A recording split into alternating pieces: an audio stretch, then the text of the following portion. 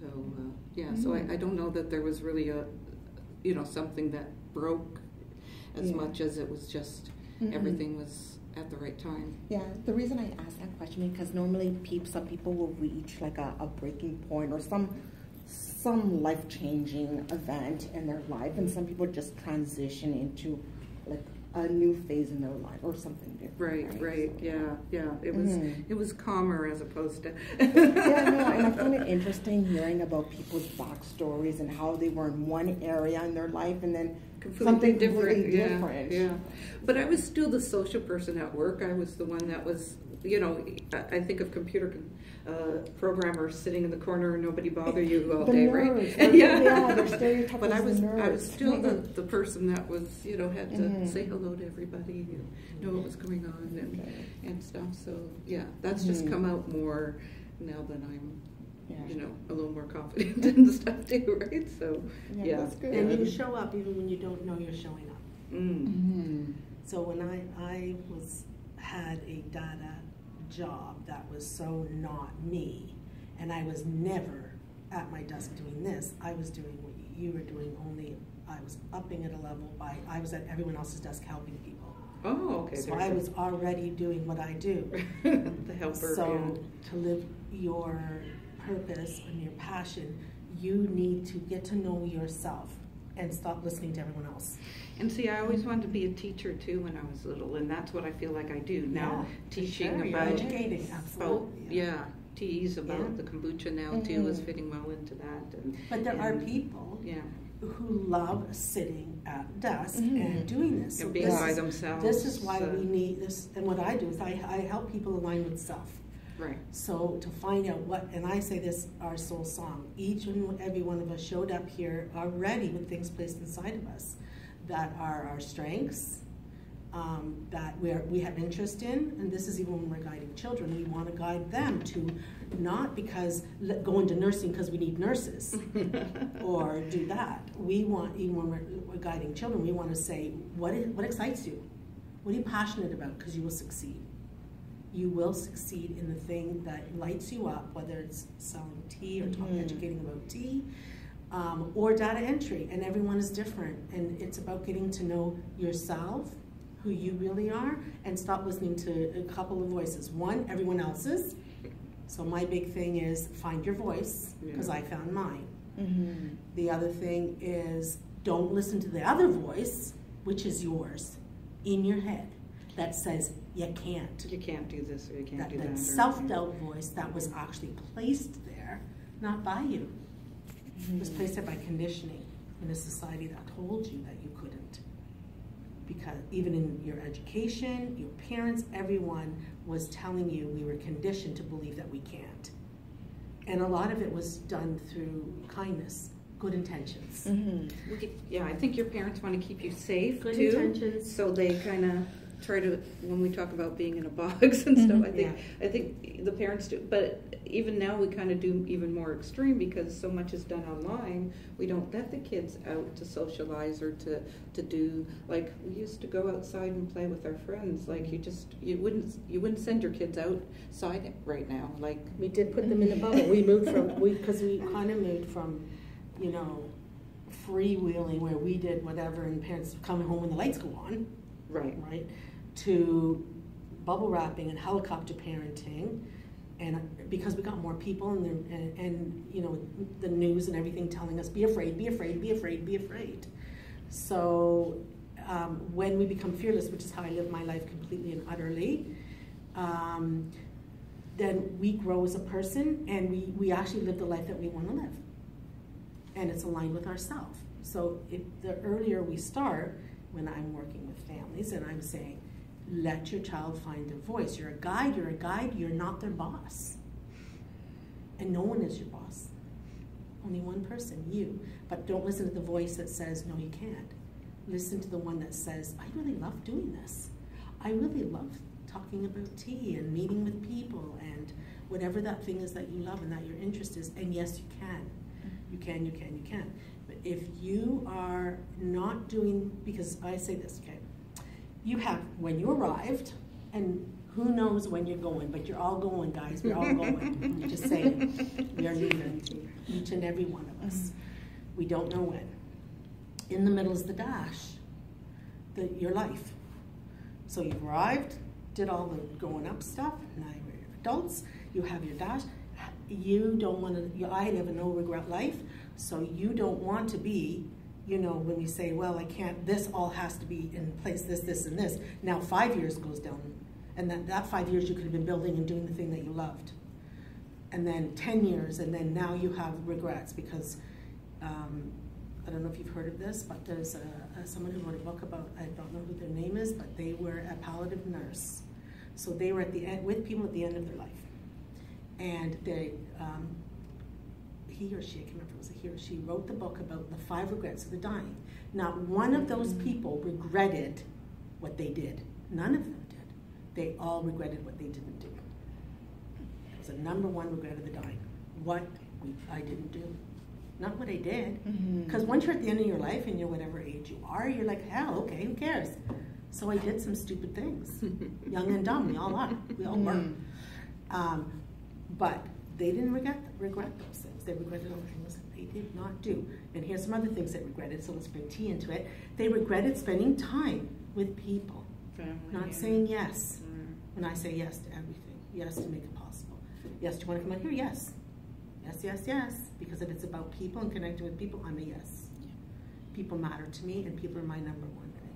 I will do and talk to people and help people above everything. Yeah. Above all, my paperwork is the part of my business I don't like. There's always little bits that we don't like that paperwork, but I can always get someone else to do it. Yeah. But people matter, and people come first to me. So another thing was they regretted was not spending time. Even saying, well, let's get together for that tea sometime. Or, Donna, why don't you come out to speak to my group? Oh, yeah, well, I'll do that sometime. But not actually doing it. That was a regret of the dying. So if you want to live here, live now, you want to first align with self and going, what? What can I see myself doing? What would bring me so much enjoyment? And it might start small, like you just saying, well, you know what? I really like talking to people. Right? Mine was, I love helping people. If I'm not helping people, empowering people, then I'm not whole. I don't feel whole. Right. And you know, well, I said, now I am not religious, but I'm spiritual. And I said, send them to me and I will help them. And they keep getting sent to me. So we're aligned. But it also makes me feel good. It does not drain me. It does not exhaust me. It actually uplifts me. Yes. Yep. So my husband will say, I don't know how you do what you do, because he doesn't like to listen to people, including me sometimes, but we're very opposites. Yeah. But the thing I call him Sporto, because he's very, very into sports. So that's his thing, and that's okay. And my thing is helping people. So find your thing, and then you will be fulfilled, whatever that thing is.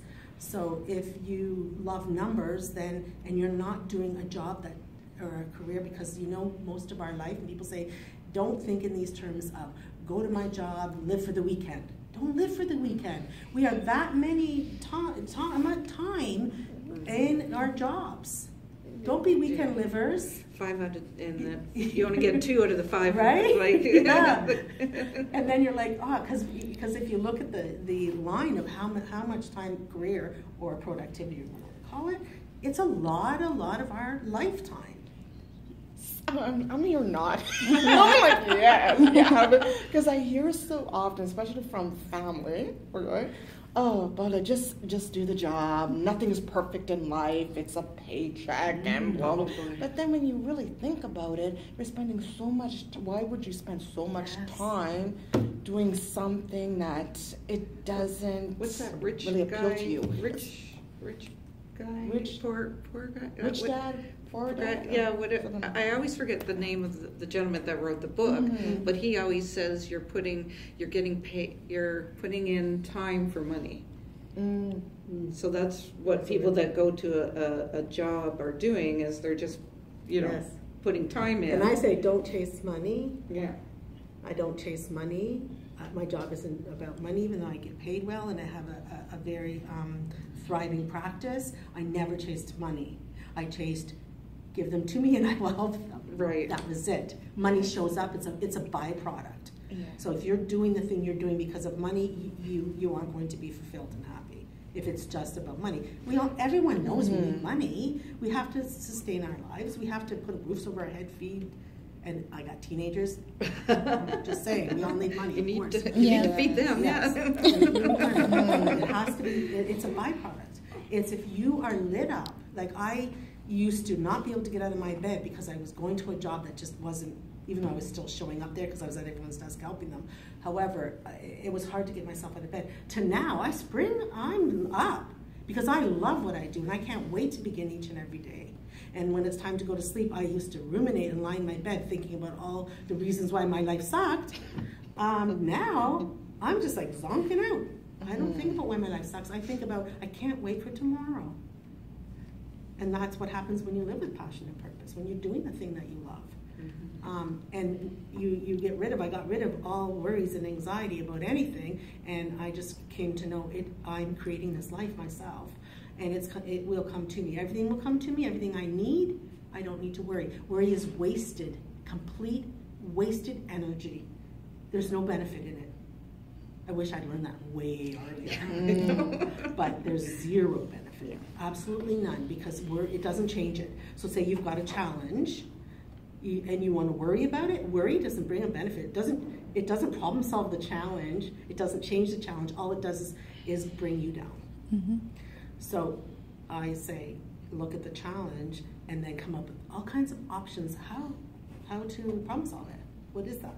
How to problem solve that challenge. Everything has multiple solutions, not just one, on how you can solve. And that's what I do in coaching. So I am a trained professional coach, and I do help people take whatever their challenge, but it doesn't matter what it is. I could be working on any number of things that is challenging an individual, and I am looking at options with them to get the thing they want, and you can all get it. Like, because people think, oh, well, I can't be successful like what? Let's say pick Steve Jobs or one of these guys. And I say to people, do you think that he just woke up one day and he had the Apple company? No, none of them. And what your measurement of success to? Definition of success. Think about your definition of success, because this lovely lady likes to sleep in, and why not? Yeah, I'm with you. Why not? Why on my list of important things? Yeah. Right? That is good, because if you're not a morning person and you like to sleep in, why not? Who says? That's why I'm saying stop listening to everyone else. Who says that we have to do 9 to 5 and live for the weekends? Well, they even have people now that says, oh, you should get up early and meditate and, do this and do that, like do your exercise. And it's like, but I'm much happier if I get that extra hour. So it doesn't mean I can't do those things. No, it doesn't. But to get up at 5 or 6 in the morning just to do those things just doesn't make sense for me. That's why it's not going to happen until you decide. Right. Not because someone told you. Right? That's the thing. So the thing even with coaching is coaching isn't about telling people what to do. If anyone's doing that in coaching, I'm telling you now, they're not a coach. They're trained. Because we trained coaches know this. It isn't about the coach advising or telling you what to do. It's the coach guiding and helping you find your own answers. That's where power lives. The coach doesn't have the answers. None. You do, to what works for you. It's so tailored to you as an individual. So say when I met Kathy and she was still in corporate, and she'd say, and I'd say things like, well, tell me, run me a day. What does your day look like? And if she said, well, I come in, I want to say hi to everybody, and I go, oh, I'd be thinking to myself, okay, what is she doing at a desk? No, doesn't align with her. But if someone else said to me, oh, I just love numbers, I'm sitting at my desk, and when people go to my desk, it drives me crazy, because they don't want to be around people. This is what they want to do. They're happy with their numbers, and it's okay, but we tell people this, and this is where it's wrong. We tell people it's not okay for you to do what you're doing, or you, or anyone. We tell everyone it's not okay. It's not okay for you to just want to do numbers. Oh no, you got to socialize, you got to talk to people. Well, I don't like people. I do, I love people. But some people don't like people. And it's okay. It's okay that they don't like people. Or some people like morning. That's their favorite part of the day, and they go to bed at 9 o'clock at night. Who are we to tell someone, no, don't go to bed at 9 o'clock at night? No, you got to stay up and watch TV or whatever. We need to move into this place of live and let live. That's my favorite place. Live and let live. It's okay that you want to sleep in and not doing meditation. And in fact, for meditation, I started doing meditation. I couldn't do meditation because every time I would get still, I'd be think. Until I learned, one, I stopped putting rules. Rules went out the window. No rule living, which meant if I feel like getting quiet and still, I'll do it. Not because it's I have to do it in the morning. I have to be sitting on a yoga mat with the ocean behind me. Well, guess what? I live in Canada. No ocean is behind me here in Ontario. I could do Lake Ontario, but you guys know what that looks like half the time. Especially last month. I don't think you want to do that last month either. So all that stops us from doing the stuff we want to do. So I did want to do meditation, but it had too many blocks and barriers. So I threw out blocks and barriers and said, Taylor, what does it look like for me? What does that look like for me? Well, one, I love the rainstorms.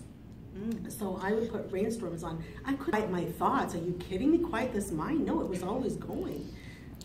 But I could focus my attention on something I liked. Rainstorms.